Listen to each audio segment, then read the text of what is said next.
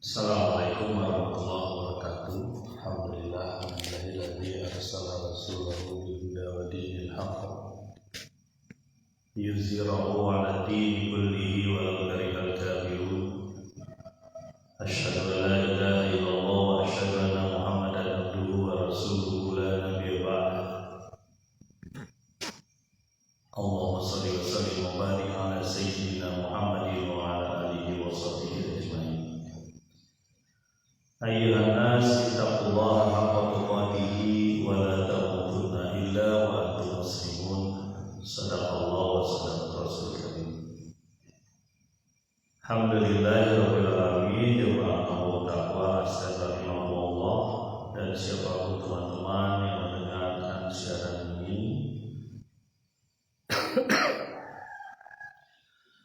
mari kita lanjutkan masih di surat Fatir. Kita sudah sampaikan bagaimana Allah Subhanahu wa taala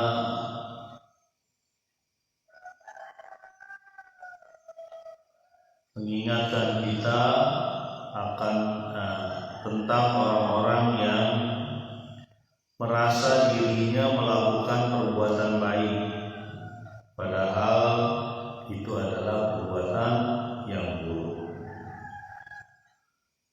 Dengan strategi ataupun langkah-langkah yang dilakukan oleh setan, orang ini kebal kritik, anti saran, dan tidak mau memperbaiki kehidupannya. Allah yang yudhillu man yasha, yang menyesatkan orang-orang ini karena memang mereka sudah memilih jalannya yang tidak mau mendekati Allah Subhanahu wa taala, dan Allah juga yang memberikan hidayah kepada orang-orang yang mau menerima. Dan diingatkan juga bahwa Rasulullah SAW supaya tidak sedih terhadap orang-orang yang demikian, orang-orang yang tidak mau menerima hidayah, dan Allah yang mengetahui apa yang mereka lakukan. Mari kita lanjut di ayat ke-9 surat Fatir. Bismillahirrahmanirrahim. Wallahu alladzi arsala riyaha fatuthiru sahaban fasuqnahu ila baladin mayyitin fa ahyayna bihil ardha ba'da mautiha kadzalikan nusyur. Dan Allah yang mengirimkan angin lalu menggerakkan awan, maka dihalaunya awan tersebut kepada negeri atau daerah yang mati,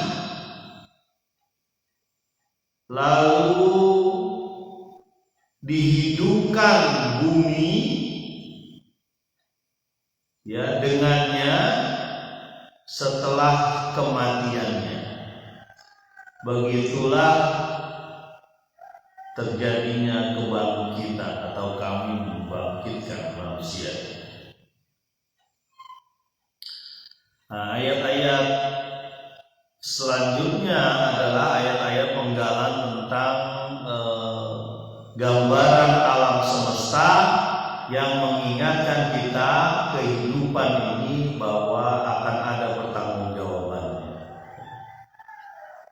Kalau sebelumnya ada beberapa penggal pertama, penggal kedua, penggal kedua diakhiri oleh seluruh usaha itu diserahkan kepada Allah, karena ada orang-orang yang mendapat hidayah dan ada orang-orang yang tidak mendapat hidayah. Nah, penggal yang ketiga ini penggal yang ada di hadapan mata manusia, yaitu penggal alam semesta yang diciptakan Allah supaya menjadi ingatan kita bahwa betapa mudahnya Allah membangkitkan kita lagi. Ada cerita tentang hujan, Kemudian ada cerita tentang penciptaan manusia. Kemudian ada cerita tentang laut, antara yang asin dan yang tidak. Kemudian ada cerita tentang penciptaan siang dan malam yang selalu berganti.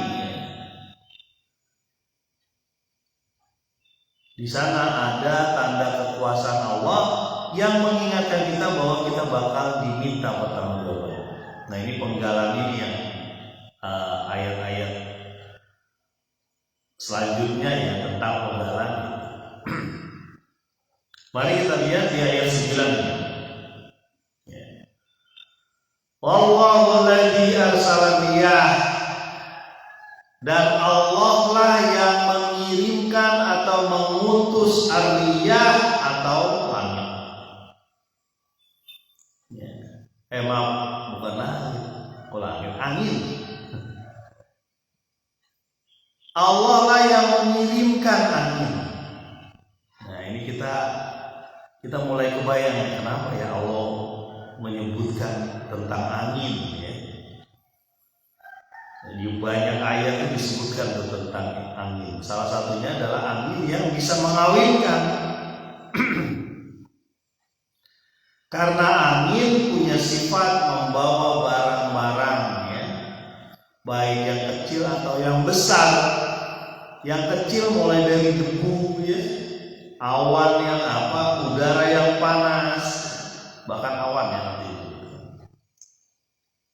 Termasuk juga serbuk-serbuk sari ya, serbuk sari bunga padi, bunga jagung ya, bunga gandum, makanan pokok manusia ya. Itu dikirimkan bersama angin. Jadi angin ini disebutkan sama Allah Subhanahu wa taala mengingatkan kita ada satu makhluk Allah yang namanya angin yang punya peran sangat hebat.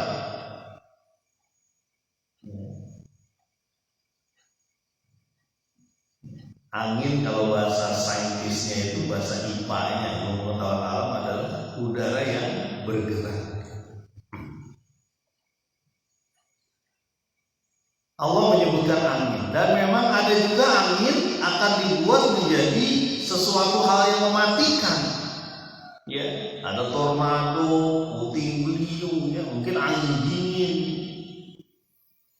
Betapa Allah mempunyai kekuasaan di satu hal ini yang namanya angin begitu mempengaruhi kita.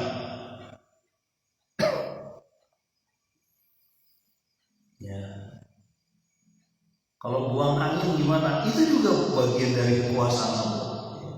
Betapa repotnya kita kalau nggak bisa buang angin ya, lewat bawah kentut atau hitut orang Sunda nyebutnya. Jamaah kaum takwa, astagfirullah dan teman-teman yang mendengarkan atau melihat siaran ini, ya.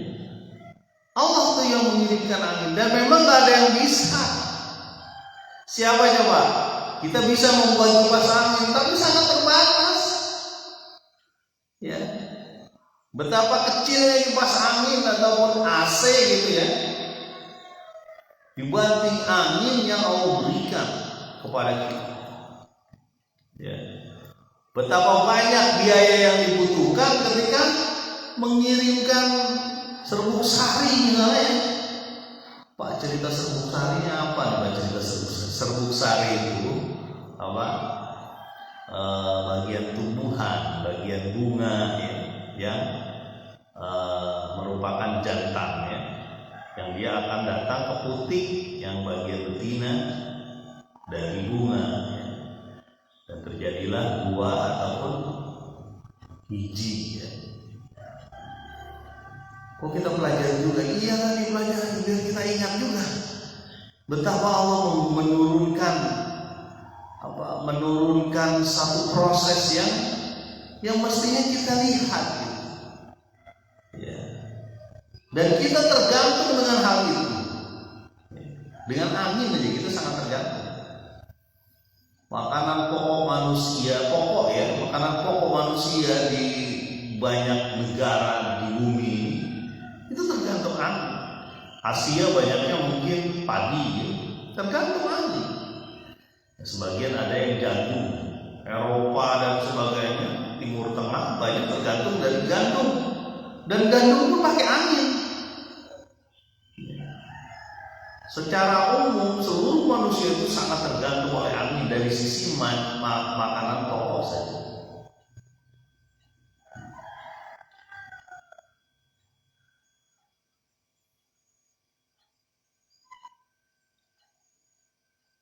Fatudhiru sahaban, lalu Allah menggerakkan awan lewat angin tersebut. Angin yang dikirim oleh Allah, lalu angin menggerakkan awan. Ya. Kita tahu angin juga yang berperan untuk membuat titik-titik uap air itu menjadi persiapan hujan. Kalau bahasa sainsnya kondensasi ya. Ketika matahari memanasi laut, memanasi sungai, memanasi manusia, memanasi hewan, memanasi tanaman, memanasi cairan dimanapun, itu menimbulkan uap, menimbulkan gas. Salah satu bentuk air yaitu gas. Air ada 3 bentuk ya, bentuk cair disebut air, bentuk gas disebut uap, bentuk padat disebut es. Ini Pak Arman belajar IPA, ya nggak apa-apa, belajar juga. Kembali lagi bahwa angin yang menggerakkan awan, ya. Angin juga yang menimbulkan uap-uap air yang berupa gas tersebut menjadi persiapan hujan. Jadi pada nempel sehingga bentuknya gelap awan. Dan siapa yang menggerakkan itu? Allah Subhanahu wa taala. Kemana Allah gerakkan? Terserah Allah. Ke kanan, ke kiri, ke depan, ke belakang, ke gunung, ke laut itu sendiri, ataupun ke arah kota, ke arah desa, ke arah perkebunan, ke arah hutan, terserah. Maka disebut di sini ya, fatudhiru sahaban, fasuqnahu ila baladin mayyitin, lalu ya, dihalaunya awan itu,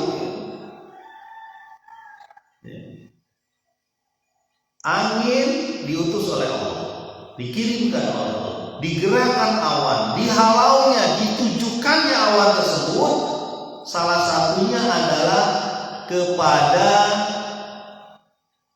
tanah yang mati. Artinya tanah yang mati tidak ada kehidupan di situ, kering kerontang seperti gurun pasir. Hak siapa ini menggerakkan awan? Haknya Allah. Ya. Ada satu hadis Nabi ini. Suatu ketika ada seorang musafir ya, seorang musafir yang merasa keheranan.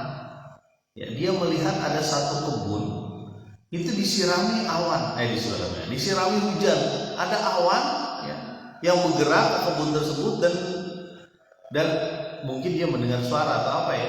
Dia bilang ada suara yang mengatakan sirami kebun itu. Dan awan itu menurunkan hujan khusus di kebun itu. Ya, khusus di kebun tersebut. Dia penasaran kenapa ada awan yang hanya menyirami kebun itu, sementara di kanan kirinya kering.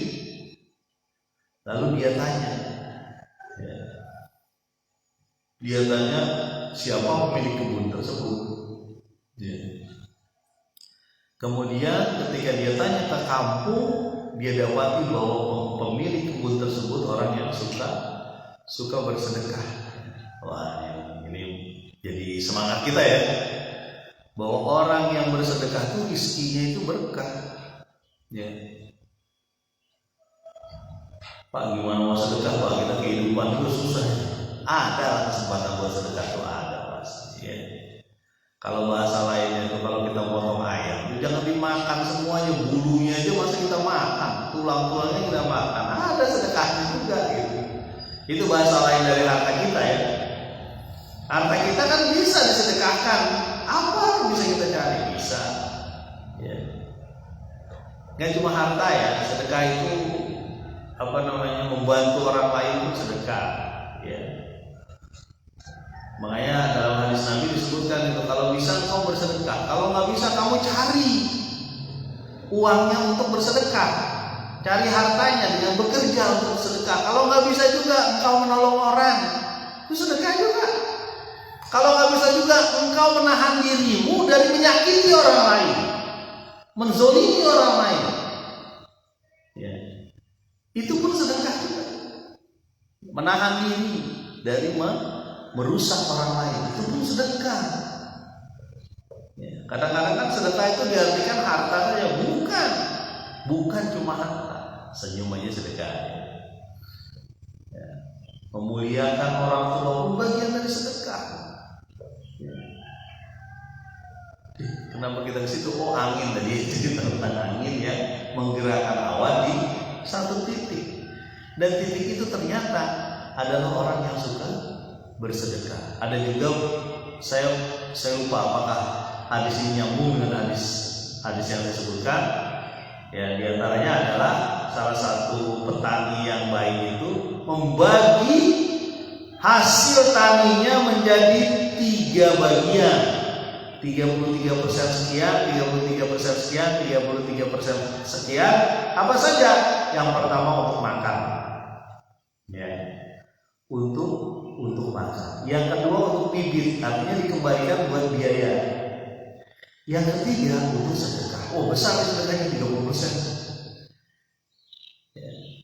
Sementara yang wajib bagi petani, ya saya nyebutkan petani ini karena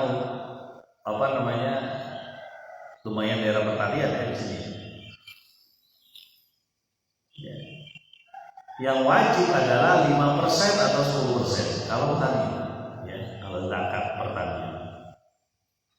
Kalau zakat peternakan ada macam-macam tuh, ya, 40 kambing jadi satu, ya, ada beberapa itu buntas ya. Ada juga zakat peternakan, zakat perdagangan ada juga. Zakat profesi di kalangan ulama akhir itu dianggap ada juga gitu. Makanya ada zakat pekerja profesi. Kembali lagi ya, bahwa Allah lah yang mengirimkan angin, menggerakkan awan dan menghalau awan ke daerah yang Allah kehendaki. Salah satunya daerah yang mati, kering, kerontang. Kalau di Indonesia sedikit ada ya gurun pasir ya. Gurun kayaknya nggak ada kalau gurun. Tapi kalau di Timur Tengah itu berasa banget gitu.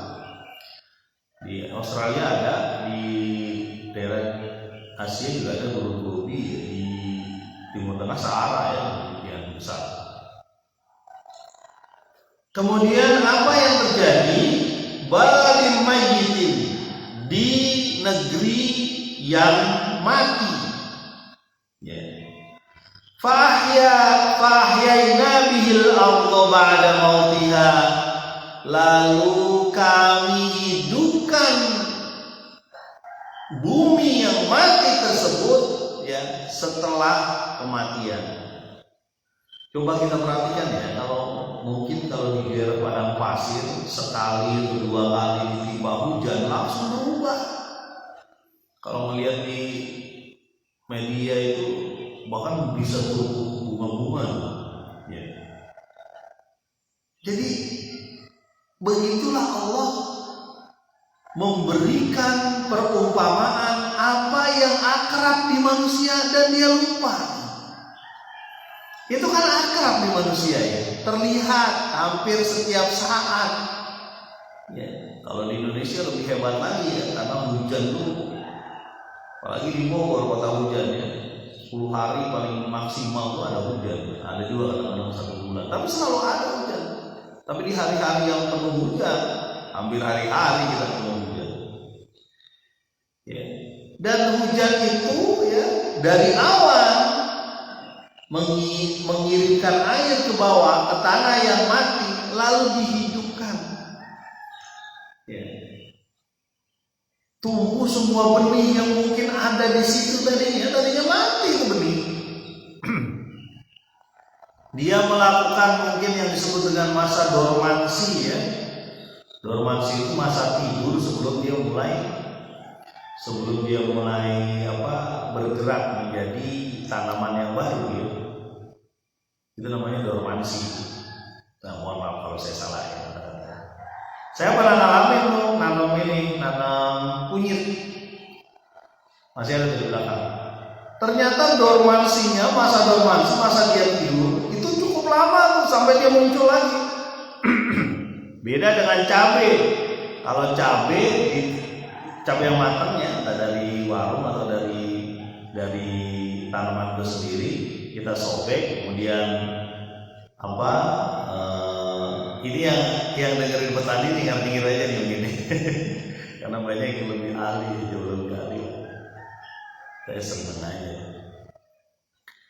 Kita taruh itu di tanah yang gembur dan sebagainya, kita siram, paling 5-6 hari itu sudah mulai tumbuh ya. Jadi masa dormansi dia kurang lebih seminggu kalau cabai, terutama cabai rawit. Cili, kalau orang Malaysia juga cili ya. Orang Inggris ya. Nah kalau kunyit itu lama itu, saya tunggu tuh mungkin bisa sampai 3-4 bulan tuh baru mulai nongol. Ya, kurang lebih 4 bulanan deh, 4 atau 5 bulan malah baru dia nongol tuh.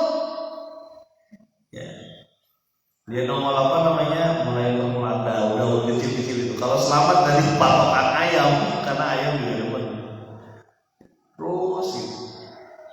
Ya begitulah ketika Allah menurunkan hujan di satu tempat, ya, yang hujan ini bisa menghidupkan kematian tempat tersebut. Ya kan kayak mati lah.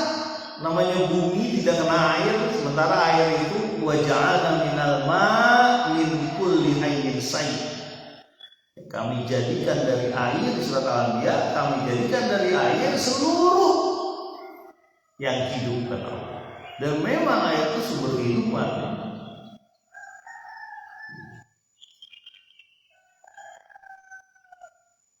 Nah, begitulah Allah menghidupkan kematian bumi tersebut, negeri yang kering kerontang tersebut.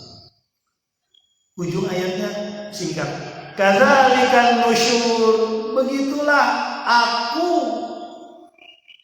bangkitkan manusia nanti. Begitulah hari kebangkitan ada. Begitulah nanti manusia akan mempertanggungjawabkan. Betapa mudahnya kalau Allah bangkitkan lagi. Orang bumi yang demikian kering kerontang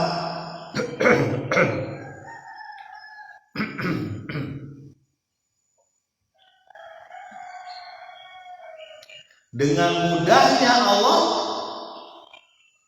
hidupkan. Betapa mudahnya Allah menghidupkan kita. Kalau tidak yakin dengan akhirat, maka Anda mestinya tidak yakin Anda dilahirkan dari ibu Anda. Mesti begitu. Kenapa Anda yakin Anda ini manusia? Ya. Dari hal yang tidak ada. Ya. Kan dari hal yang tidak ada gitu. Kadang-kadang begitu manusia tidak yakin dengan akan dibangkitkan lagi, tapi dia yakin bahwa dirinya hidup. Dari hal yang nggak ada, di belakang kita kan nggak ada. Kita ngerti gitu di alam rahim gitu, enggak. Walaupun sekarang ada proses-proses mengingatkan belajar sejak dalam kandungan ya, berbicara atau mengajarkan Al-Quran dalam kandungan itu bagus juga itu. Ya, bayi juga mendengarkan. Kami sempat juga itu mencoba untuk biasanya kalau hamil itu Istri itu ya, yang didengarkan tuh yang baik-baik ya. Biar ada sensitivitas atau rasa dari bayi itu bahwa dia dikendaki oleh ayah ibunya, dia bacakan Al-Quran, ya. Dia sampaikan kata-kata yang baik.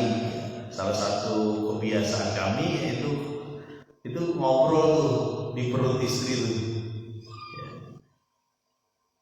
Menyampaikan bahwa semoga semua sehat, Allah yang mentakdirkan, termasuk juga membaca Quran, ya. Nah, kembali lagi bahwa Allah lah yang bisa menghidupkan, seperti Allah menghidupkan bumi yang mati. Kan prosesnya panjang, ya. Apalagi yang disebut siklus air, ya, siklus daun hidrologi, siklus air panjang banget itu. Sampai nanti dia ke gunung turun lagi, ya, taruh di berbagai tanah dan sebagainya, mengalir ke sungai-sungai, terus perjalanannya panjang. Contoh di Indonesia aja ya, di sana awan itu mengirimkan ke Gunung Salak kurang lebih 60 km ya. Lalu nyampe 60 km dari Jakarta lah, ujungnya kan Jakarta tuh, di laut Jakarta. Tapi ada yang sampai ribuan kilometer kayak Nil misalnya ya. Sungai Kapuas yang demikian panjang ribuan kilometer, 1000 kilometer lebih Kapuas. Yang disebut 1000 kilometer kurang lebih dari Jakarta Surabaya, Banyuwangi gitu. Ya, panjang ya. Itu mudah bagi Allah mengangkat air yang demikian hebat, betapa besarnya itu awan, ya. Lalu diturunkan, ditumpahkan hujan, betapa banyaknya itu hujan, gampang aja bagi Allah. Ya. Makanya ujung ayat ini kadzalika nusyur, begitulah Allah bangkitkan kita. Ya. Makanya kita ingat terus kalau ada hujan, oh iya, hujan itu bakal menghidupkan sesuatu yang mati, yang kita sendiri nggak tahu di situ ada benih rumput apa enggak gitu ya. Isinya tanah doang gitu. Mungkin kalau kita cek teliti di laboratorium ada, tapi terlihat itu mati, nggak ada apa-apa. Lalu ada. Begitulah kita nanti, kita akan dipertanggungjawabkan. Ya. Kita semua akan ditanya entah kenikmatan atau kesulitan, ya. Tuh malakus aluna yauma idzin anin na'im. Lalu kamu akan ditanya saat itu tentang kenikmatan yang diberikan Allah. Semua kenikmatan akan ditanya. Ya. Makanya masya Allah ya, ini pelajaran kita bagaimana Allah mengirimkan angin, menggerakkan awan, ya, menghalau tempat yang mati. Begitulah kita akan dibangkitkan. Mudah-mudahan bermanfaat. Subhanallah wa bihamdika, asyhadu an la ilaha illa anta,